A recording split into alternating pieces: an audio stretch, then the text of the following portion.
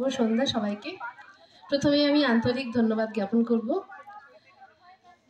শ্রীযুক্ত গৌতম আচার্য স্যারকে আমাকে এখানে ইনভিটেশন দেওয়ার জন্য, এবং সঙ্গে সঙ্গে আমি এখানে মঞ্চে উপবিষ্ট গুণীজনেরা আছেন তাদেরকেও আমার অসংখ্য ধন্যবাদ এবং প্রণাম যে তারা ওনাদের অমূল্য সময় ব্যয় করে এখানে এসেছেন। এবং সামনে উপবিষ্ট আছে কচিকাঁচা বাচ্চাদের দল এবং তাদের গার্জেনরা আছেন, সবার জন্য আমার রইল আন্তরিক অভিনন্দন এবং শুভেচ্ছা।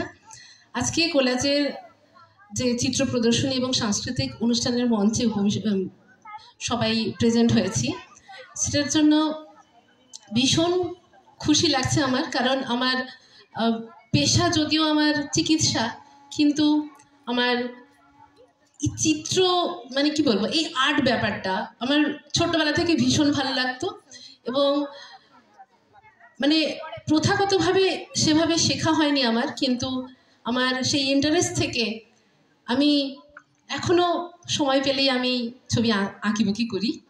এবং এখানে এই যে কোলাজের যিনি কর্ণধার গৌতম আচার্য মহাশয় আছেন, এখানে যে বাচ্চাদের শেখার যে একটা সংস্থা তৈরি করেছেন, তার জন্য আমি ওনাকে অসংখ্য সাধুবাদ জানাই। কারণ এখনকার দিনে অ্যান্ড্রয়েড ফোন চলে এসেছে, সবাই ম্যাক্সিমাম বাচ্চা ছোটোবেলা থেকে 2.5-3 বছরের বাচ্চাদেরকে দেখা যায় ফোনে কার্টুন দেখছে, ভিডিও দেখছে, ওটাতেই মজা পাচ্ছে।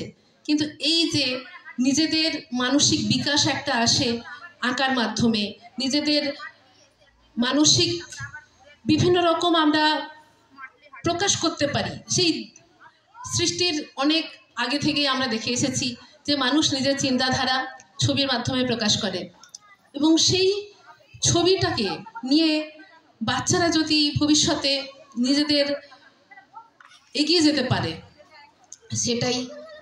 সেটাই খুব বড় হবে। এবং এর জন্য আমি অবশ্যই আমি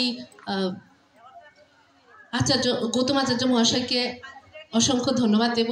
এবং বাচ্চাদের জন্য আমার অসীম ভালোবাসা এবং আশীর্বাদ রইল, তোমরা এভাবে এগিয়ে চলো। এবং আমার পূর্ববক্তা শ্রীযুক্ত মানব বাগচি মহাশয়, ওনার কাছ থেকেও আমি অনেক কিছু টিপস পেলাম, কারণ আমার প্রথাগতভাবে শিক্ষা যেহেতু নেই, কিন্তু ওনার কাছ থেকেও বাচ্চাদের সাথে সাথে আমিও টিপস নিলাম।